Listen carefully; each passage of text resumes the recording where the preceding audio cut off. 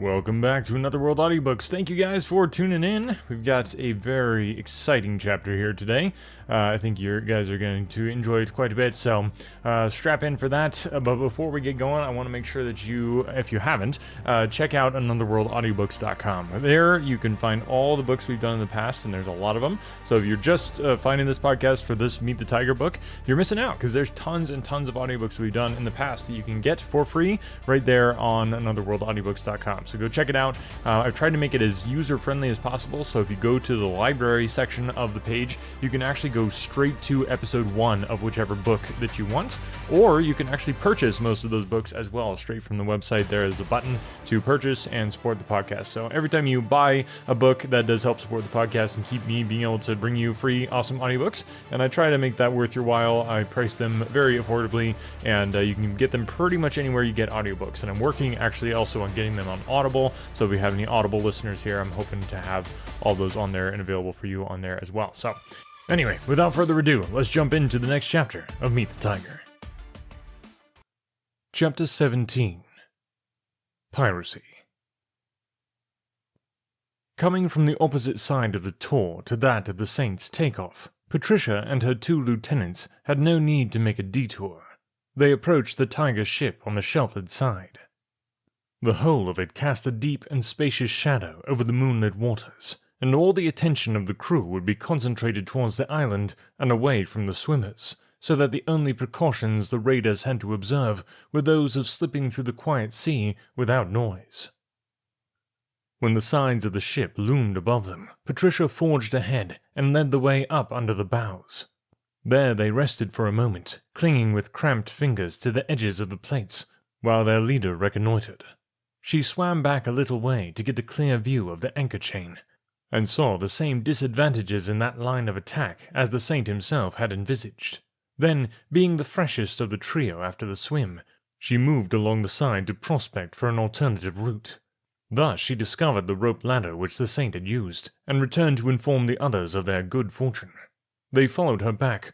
Orace was plugging doggedly on, but Algy was in great distress, and had held them back considerably in the last quarter mile, and the girl caught the lower rungs and pulled herself out of the water. "Half a lap more, and then we can rest," she encouraged in a whisper, leaning down and pressing Algy's hand.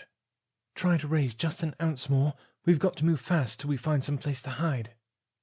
She scaled the ladder with a nimbleness that no old salt could have bettered, and the straining of the ropes in her hands told her that the others were trailing her as actively as they could. Looking before she leapt, she saw that the only men visible were intent upon steering an installment of their precious cargo down into the hold aft, and in a trice she had flashed over the rail and was standing in the shadow of the deckhouse. In a moment, Algy's head topped the rail, and she beckoned him to hurry. Somehow he clambered over and got across the deck to join her, though he was dazed and swaying with cold and fatigue. Orace came hard on his heels. "How are we all?" asked Pat. Orace was trying to rub some of the wet off his arms and legs. "All right, miss. Me old wound's paining a bit, but nothing to speak of." "Algy?"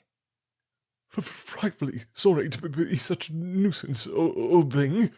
Algy's teeth were chattering like castanets. "But I'll be all right in a very jiff. I wish we could find the Tiger's whiskey." The girl turned to Orace. "Will you take charge for a minute?" she said. "I don't know enough about ships. Take us someplace where we'll be fairly safe from being spotted." Said Orace, and scratched his chin thoughtfully. "'Tain't so thundering easy on a tub this size. I'll go and see if they've got a forecastle, if you don't mind sitting among the hawsers." She nodded. "Carry on, and be quick." She waited, supporting Algy with one arm. She kept a sharp lookout, and her disengaged hand held Bloom's automatic, for they could not fail to be seen if anyone passed along that side of the deck. In which case, the adventure was likely to terminate without further parley. But luck was with them, and no one came, though they could hear the low voices of the men working aft. The thrum and groan of ropes and blocks and derricks, and the hum and clatter of the small winch. In a very brief space of time, she saw Orace slinking back in the shadows.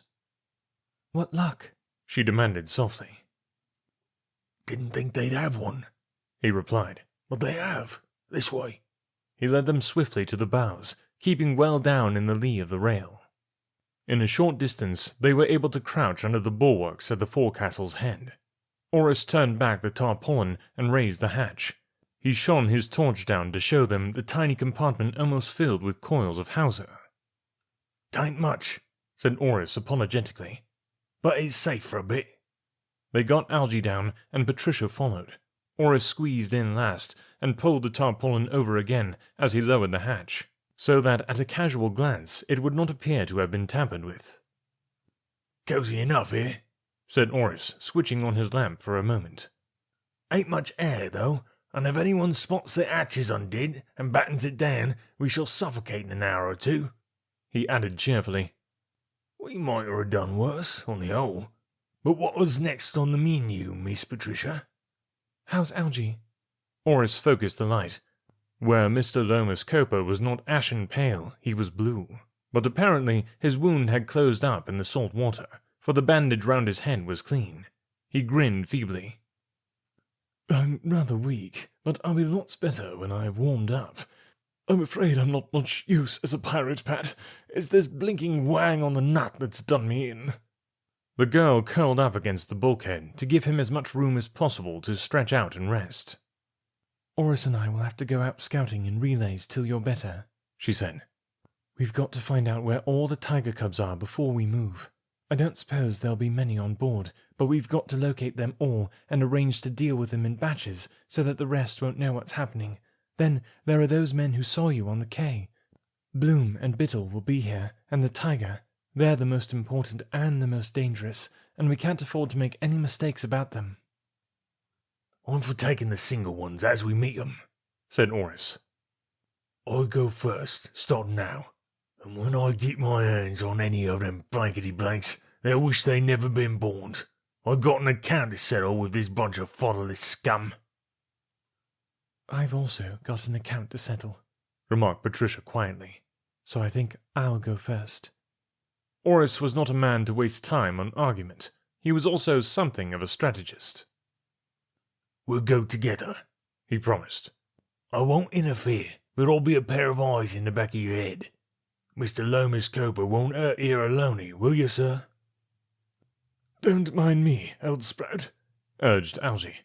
"I'll tool along and chip in as soon as I can, and I hope you'll have left the bounder who pipped me for me to clean up." There was really no reason for anyone staying with him, and Patricia agreed to Orace's suggestion.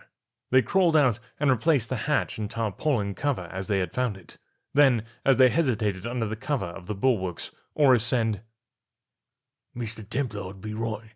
They be thundering short-handed. Seems to me there won't be no more than an engineer below, and perhaps a cook in the galley. These motor ships is that luxurious you don't have to be offended by more than a handful of vulgar seamen. Assuming that, you're thinking you could lay out the potato steward while I dots the mechanic one? I wouldn't let you go alone, 'cept I know by experience that potato stewards ain't like ordinary men." "I'll manage all right," Patricia assured him. "Hurry up about it, and I'll meet you under that awning in front of the saloon. Then we can arrange to tackle the men who are loading the gold." "Right you are, miss. Remember that companion opposite when we come over the side? Go down. You're most likely to find the galley aft." Orace accompanied her as far as the top of the companion, and there they separated. He had unostentatiously bagged the most ticklish job in the program for himself, for he had already located the engine-room companion aft of the hatch where the tiger cubs were working, and to reach it unobserved he would have to travel most of the way hanging over the side of the ship by his fingers, returning by the same method. But this fact he did not consider it his duty to disclose. As soon as the girl had disappeared, he climbed over the rail and let himself down out of sight. In his younger days, Orace had been able to awe recruits with displays of gymnastic prowess, and he had not yet lost the knack. He worked swiftly and smoothly along the side, and did not halt until his ears told him that he was level with the after-hatch. There he paused, and edged himself up till he could peep over the coaming. He saw a crate go rattling down into the hold, and then someone unseen said something, and one of the men went to the starboard rail. "What's he say?" queried the man at the winch. The man at the rail passed on the inquiry, and presently was able to answer it. "Says 3 more journeys will finish it. Tell him to hurry him along. The old man's fretting to get off." The command was duly relayed, and the man at the winch spat on his hand and sent the cable swishing down for a second load. Orace let himself down to arm's length again and went on. The tiger cubs were working quicker than they had anticipated, and 3 more journeys, with at least 2 if not 3 of the ship's boats on the job, wouldn't take such a long time. It was not an occasion for dawdling. Orace got well round to the stern, and put a large ventilating cowl between himself and the men at the hatch, before he ventured to return to the deck. Then he made a quick dash for the engine-room companion, and reached it unnoticed. It was difficult to move silently over iron gratings, but Orace's bare feet enabled him to go down unobserved, until there was only a short ladder to descend before he reached the level of the motors. There was only one man below, and he was bending over, tinkering with a bearing. Orace had got that far before the man straightened up to look for a spanner, and in so doing discovered his peril. The engineer let out a shout which reverberated deafeningly in the confined space, but which would have been hardly audible outside, and rushed. As he came on, he wrestled with his pocket, where his gun must have got stuck. That fluke gave Orace all the respite he needed, and saved him having to shoot. He jumped, and his feet struck the engineer full in the chest.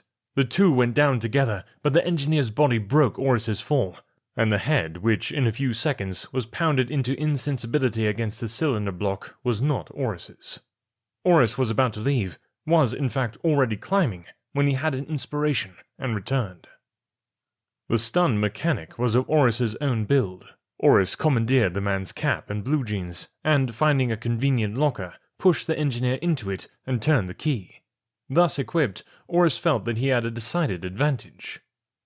He would be able to move more freely about the ship, and if he encountered any tiger cubs, he would be safe from challenge in the darkness until he had got close enough to make his distaste for their society effectively evident. Once more, he began to make his way to the deck. He was halfway there when he heard the tramp of heavy feet coming towards him. Orace turned and scuttled back. He kept his head averted and bent low over the nearest motor. The feet grated on the companion above him and halted.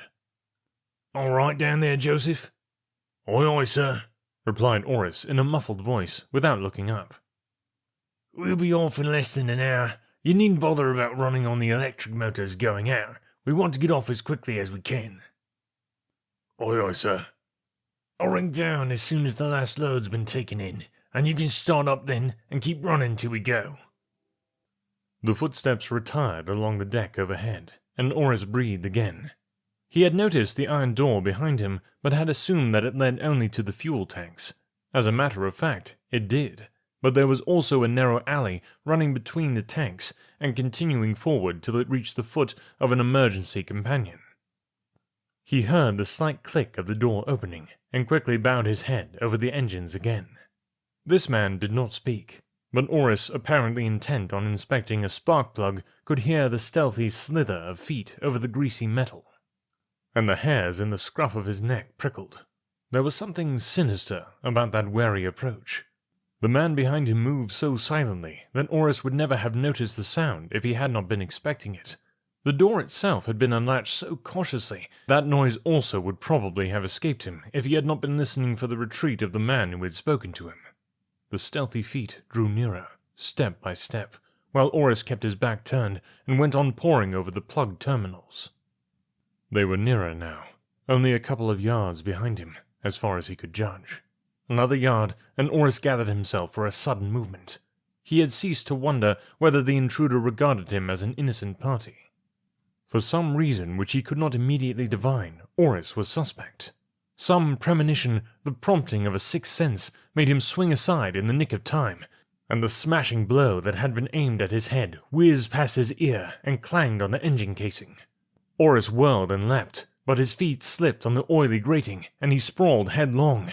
His blunderbuss was underneath the borrowed overalls, and he had no time to fumble for it before his opponent had pounced on him and caught his throat in a deadly grip. except the thrill of a sporting burglary, such as a raid upon the home of a famous detective with the said detective in residence and, for preference, entertaining a select party of his fellow sleuths. There is no thrill to be compared to the thrill of a refined form of piracy. So Patricia realized as she stole down the dimly lighted alleyway aft in search of the galley. There she was, on the Tiger's ship, with only 2 assistants, one of whom was temporarily hors de combat, and the odds against them were 5 to 1 at a conservative estimate. The very forlornness of the adventure took away half its terrors, for with everything to lose, and as good as lost at the first slip, there was nothing to gain by footling and fiddling over the job. The only earthly chance of success was to blind recklessly ahead and chance the consequences. To Funk, the bold game would be fatal. The bold game was the only one which offered the vaguest possibility of success. A plan such as they had set themselves to carry out could only hope to succeed if it were executed in the same spirit of consummate cheek and hell-for-leather daring as that in which it had been conceived. And that was what Patricia Home intended to do, starting at that very instant. Even so, Sir and Madame, that was the determination which was glowing like hot steel in Patricia's brain. Orace had gone off to deal with an engineer, and Orace could look after himself as well as anybody. Having laid out the engineer, he would repair to the rendezvous, and when the girl failed to put in an appearance, after a reasonable time, he would set out in search of her, incidentally disposing of any tiger cubs whom he encountered on the way. And therefore, in a little while, there would be 2 vengeful people creeping about the ship and striking shrewd, secret blows at the enemy, here one moment, there the next, coming and going like wraiths, and leaving no more evidence of their passage than a tiger cub sleeping peacefully in the scuppers here and there. The girl guessed that Orace was still troubled with fears for her safety, and doubts of her ability to pull her weight in the undertaking, and so, to save bothersome argument, she was going to take the bit between her teeth and leave him to fall into line behind. And, once she was started, he would have no option but to do exactly that, for the pace would be too hectic to allow any intervals of discussion. There is this about the thrill of action, the electric omnipresence of danger, and the necessity for keeping yourself keyed up taut and ready to make lightning decisions. It takes up all the time of your faculties, and holds your brain buzzing round and round that one sole pinpoint of motive. Patricia was not callous. It wasn't that she had forgotten the saint and gone gaily cavorting off in this new spree in a manner that would make you think that piracy amused her just as much as petting. It was simply that, having resolved to call the tiger down to an audit of the ledger, the concentration which that task demanded would, until it was accomplished, leave no room in her mind for any of the thoughts which had inspired it. And so, as she crept nearer to the end of the alleyway, Patricia's nerve was neither dulled nor unbalanced by any irrelevant considerations. She was just 130 pounds of smoothly functioning Tophet, actuated by one grim purpose, waiting to detonate all over anyone who got in her way. And that road ran straight as an arrow flight to a point directly over the tiger's shoe leather. Men of the trade known to Orace as potato stewards may not be quite as other men are, but one specimen at least can be certified as possessing the gumption of ordinary men, for he heard the metallic note in Patricia's rapt command from the galley door, and wisely decided not to shout for help. "Up with 'em," crisped the girl. "Don't even open your mouth to gasp. I might think you were going to yell, and then your children would all be orphans." The man turned slowly, saucepan in hand. He saw a slim, straight slip of a girl in a tight-fitting Jansen that emphasized the calmly efficient poise of her body. Beads of salt water glistened on her brown skin in the lamplight, and her wet hair was swept back from her forehead in an unruly mop. At any other time, the cook, who was a connoisseur, would have been able to admire the perfection of her figure and the miracle of a complexion which would survive a 2-mile swim and lose no jot of its beauty, in his somewhat coarse and practical fashion. But now his eyes were riveted on the blue-black gleam of the automatic which her small brown hand pointed so steadily at his middle. And, raising those dilated eyes from the gun to her face, he was able to appreciate only the firm set of her lips and the bleak purposefulness of her gaze. I'm getting tired of waiting. The words bit through the steamy air with the chilly menace of bright steel.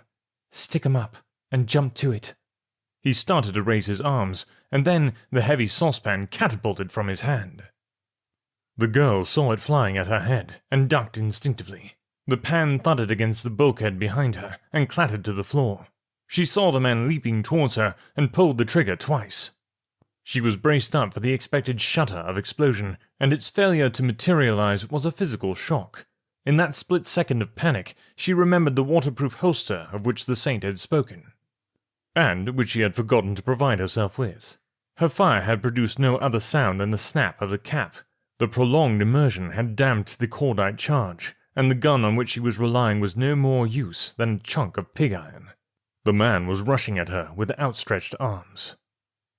Patricia had less than the twinkling of an eye in which to adjust herself to the sudden petrifying reversal of circumstances, but she achieved the feat. Hardly knowing what she did, she flung up her hand and hurled the useless automatic with all her strength. It struck the man squarely between the temples, and he went down in a heap. The girl stood tense and motionless, wondering if anyone had heard. Her heart was pounding furiously. That had nearly been a knockout in the first round, but it seemed that none of the other tiger cubs had been near enough to notice anything. And gradually she got her breath back and found her pulse throttling down to normal again. The impetus of the man's onslaught had carried him halfway out of the door, and she had to drag him back into the galley. She picked up the saucepan he had thrown and chucked it in after him. Then she pulled the door to and turned the key on the outside. The next move was undoubtedly towards the bridge. There would only be the skipper up there, unless Bittle or Bloom, or perhaps the tiger himself, happened to have gone up to watch the loading from that point. And even against those odds, the girl felt capable of keeping her wicket up, if she could only find a weapon. And once again, her luck was in. As she went back up the alleyway, she observed a door standing ajar, and through it she glimpsed a row of rifles and cutlasses and revolvers ranged neatly in racks. The tiger was carrying a good armory. She went in and selected a couple of revolvers. Boxes of ammunition she found stacked up on the shelves below the gun racks. She loaded and went out again, locking the door behind her and tying the key to her belt. That at least would worry the tiger cubs if it came to a straight fight. The girl padded down the alleyway forward, her bare feet making no sound on the carpet. At the end, the alley she was following ran into another alley athwardships, and two doors faced her which she guessed would open into the saloon. On her right, a companion went upwards into darkness. She would have seen the sky at the top of it had it led onto the deck, and so she deduced that it led up into the deckhouse. Climbing, she came, as she had expected, into another alley, shorter and narrower than the one she had left, but the companion continued its ascent, and thus she emerged on the upper deck. Crouching under the shadow of a boat, she saw that she was just astern of the bridge. The upper deck was deserted. She could hear the winch aft thrumming spasmodically, and thanked her stars that all hands would still be engaged in getting the gold aboard. But they couldn't take very much longer over it, and before they were finished and bustling about getting up the anchor, she had got to corral the skipper and the tiger, and any of the more mature cubs who happened to be loafing about up on the bridge. The bridge was built over a couple of big cabins. Certainly the tiger would occupy one of those, and she marked them down for investigation later. But the first thing to do was to attack the bridge. The bridge companion faced her. She gained it in a half-dozen paces and went up. There was a man leaning over the starboard rail. The moonlight revealed the dingy braid on his uniform and the peaked cap tilted back from his forehead. He was gazing out to sea, chewing his pipe, and wrapped up in his thoughts. If details are to be insisted upon, he was speculating about the riotous time he would have in Cape Town when he was paid off for the voyage. There was, for instance, Mulatto Harry's place down by the docks, an unsavory-looking joint enough from the outside, but provided with a room furnished in oriental magnificence, to which only the favoured ones who were well provided with hard cash were admitted. Mr. Maggs visioned what the tiger's money would purchase him, and in his heavy and animal fashion, Mr. Maggs was a contented man, for he possessed the ultimate patience of the third-rate beast. And Mr. Maggs was solidly champing over his dream for the umpteenth time since the tiger had found him in a dockside bar in Bristol, and made the offer of a princely salary plus bonus when something hard and round prodded Mr. Maggs in the spine, and he heard a command which was not quite unfamiliar. "Hands up." The order hissed out very softly, but there was a sibilant menace permeating its quietness which made the experienced Mr. Maggs obey without question. A hand dipped into his jacket pocket, and he felt his gun being deftly extracted. "Now you can turn around." Mr. Maggs pivoted slowly, and his jaw dropped when he saw the girl. "You she-devil!" snarled Maggs, taking courage from the sight. "Sticking me up? Well, honey." He started to lower his arms. 2 revolver muzzles jerked up and held their aim at his chest. The hands that held them were as steady as the hands of a stone image, and his keen stare could detect no trace of nervousness in the face of their owner. Mr. Maggs, wise in his generation, read the threat of sudden death in the girl's cold eyes, and stopped. "Down the companion," said Patricia, "and don't try to get away or shout or anything. There's bound to be shooting sooner or later, and it might as well start on you." Maggs complied to the letter. He was too old a hand not to recognize a bluff when he saw one, and he knew that this slip of a girl with 2 guns wasn't bluffing. He went slowly down the companion and waited, and in a moment he heard her step down on the deck behind him, and again the revolver nosed into the small of his back. "Now, where's the tiger?" He chuckled. "You're wrong there, you. The tiger isn't coming on this trip. He was persuaded not to." "Where would you like to be shot?" she asked frostily. "That won't alter it," said Maggs. "I tell you, the tiger isn't on board. I can't tell you why, and I can't tell you where he is, but the other guys arrived without him and said he might come later, or probably he mightn't come at all. You can ask Bittle." She could not decide whether the man was lying or not, but she sensed that he was maneuvering for an opportunity to turn the tables on her. "Where is Bittle?" "The left-hand cabin." "Lead right in there," said Patricia, and knew by the way he hesitated that he had lied, and that he had been hoping she would postpone entering that cabin and take him into the one on the right, where perhaps Biddle was. He opened the door, and there she stopped him. "Walk right in and keep well away from the door. If you try to slam it in my face, you'll get hurt." He submitted perforce, and she followed him in and kicked the door to. She was in a dilemma. A man could have tied Maggs up and left him, but Patricia could not trust herself to do that, since she would have no chance against him if he turned on her while she was unarmed, and she could not truss him up effectively with one hand. And she could hardly lock him in loose, when he could smash a porthole and raise the alarm as soon as she passed on. In fact, there was only one way to eliminate Mr. Maggs. Swiftly, she reversed the revolver in her right hand, swept it up, and crashed it down with all her strength on the back of his head. The next moment, she was looking down at his prostrate form, and she found that she was trembling.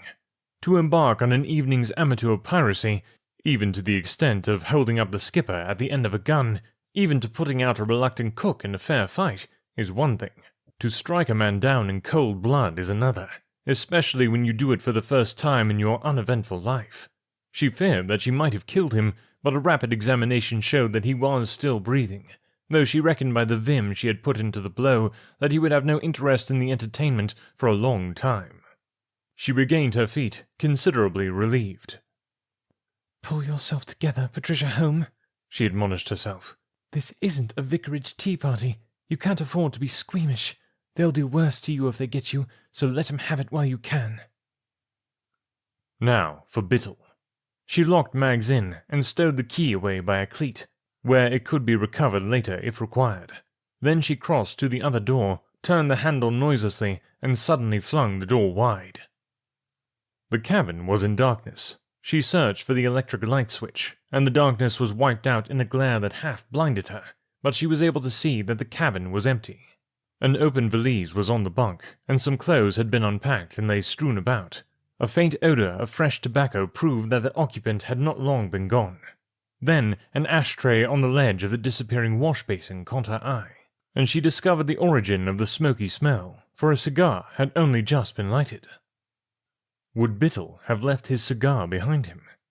An indefinable suspicion of impending danger tingled up her spine like the caress of 1,000 needle points of ice. Or did it mean that he would be back in a moment? If so, she was asking for trouble by keeping the light on and standing full in the blaze of it. Hurriedly, she clicked the lever over, and darkness descended again. She spun round with a start and saw him at her shoulder, but he was too quick for her. He had caught her 2 guns, one in each hand, and torn them out of her grasp before she could move. My goodness, we got all of our heroes and heroines being attacked from behind. It's not good. Alright, we are going to get into an even more exciting chapter here next time, so make sure to tune in for that. Hope you guys are enjoying this book. If you are, I'd love to hear from you. I'd love to see some reviews of the podcast. You're going to drop a review if you're enjoying this anywhere you're listening. You can drop ratings and reviews, drop comments, all that sort of thing. Just any kind of engagement helps other people see the podcast and helps me to be able to continue to deliver this kind of content for you. So if you're enjoying it, it's worth sharing. Alright, vocabulary corner. We got a lot to get through here. There were quite a few words that I wasn't aware of, and some that with meanings that I wasn't aware of. A lot of nautical terms. He's really just dropping in a lot of these nautical terms. One was coaming, and it's spelled C-O-A-M-I-N-G. It means a raised rim or border around an opening, as on a ship's deck designed to keep out water. So, coaming. That's a very interesting one I had not heard before. Another is hoser, basically a cable or rope used in mooring or towing a ship. And if you guys want, you should look up some pictures. Some of these, like giant cruise ships and freighter ships and stuff. The hoser that some of these giant ships use is absolutely incredible. They are huge. It's unbelievable. The other one that I had to mention, this just, yeah, sometimes, like, recording a chapter always takes me quite a bit of time, but nothing takes longer than when somebody uses a phonetic way of writing something. It makes, instead of just writing out like normal and letting you imagine their accent, they write it out phonetically. So Orace's lines in this book are all written out in Cockney slang, and they're done in just the most, yeah, it's so hard to determine. So generally speaking, if I come to an Orace line, I have to stop recording, I have to read it, I have to say it in like plain English, and then I can, that way after I've heard it in plain English, I can read what's there, because it's, if you try to read what's there, it's just unbelievably difficult. Anyway, there's one, most of the time I can interpret what he's trying to say, but this time I could not figure it out for the life of me. So is when he was talking to Patricia and kind of letting her know that she was going to be in for some trouble with some of these people. So the word that I could not get was, it's spelled Perta Turstur. Perta Turstur. And I was like, wait, what? What are we working on here? So that took me a while. Thankfully, I was able to finally interpret it. Somebody else had come across this passage and also been very flummoxed. So basically, it's the Cockney slang version of potato steward. So it says, in the context of this book, this is Orace's derogatory way of referring to a steward or a specific type of low-level ship worker or henchman. So, potato steward. Oh, man, that one took me a while. Orace's voice is a ton of fun to do, but, man, some of that Cockney slang is very difficult to get through. Let's see. Hors de combat is out of action or disabled. So, it's French, obviously. Basically means out of action, so hors de combat. That's a good one. Tofit was another one that I had not heard before. Basically, from what I could tell, it kind of refers to a hellish place. So it's, yeah, basically means hell or Gehenna. So Tofit is another word for hell. So basically saying that Patricia, in her agitated state, was hell on wheels, basically. And then Jantzen is actually a swimwear brand, and from what I can tell, they're still around. So, my goodness, talk about longevity. You can actually go to jantzen.com. It's JANTZEN.com, and they've got swimsuits for sale. I'm assuming they're quite a bit different from the swimsuits that Patricia was wearing, but who knows. The next one is forard, or forad, I think is how you say it. Basically means forward. So I don't know what it is with sailors, but they think they have to say things in a weird way. So forward. And then that was another nautical term, athwart ships. Basically means across a ship from side to side. I don't know why you had to say it like that, but whatever. Sailors spend a lot of time on the ocean and have just nothing better to do than come up with a bunch of new words, I guess. So anyway, hope you guys enjoyed Vocabulary Corner here this week. It was a bit longer than normal, lots of vocabulary words to get through, but hope you guys are enjoying the book. And yeah, if you are, please, if you think of somebody this week who you could tell about this podcast. So we've got quite a few listeners, but we could be doing a lot better if people were spreading the word about the podcast. So I'm counting on you guys to help me out with that. I'm going to be bringing you these hopefully awesome, hopefully high quality audiobooks here every week. And all I'm asking in return is that you spread the word and tell other people about the podcast. That's the best way to help the podcast stay on the digital air and continue to grow. But I need your help in order to make that happen. And also, you could become a patron too. That's another way. If you don't want to tell it, like maybe you're just one of those people who you don't want to talk to other people and you don't want to tell other people about the podcast, then I think your only other option is to become a patron. So go check that out, anotherworldaudiobooks.com. Try to make that a sweet deal with some awesome perks for you. So again, anotherworldaudiobooks.com. Thanks, guys. Have a wonderful week, and we will catch you next time.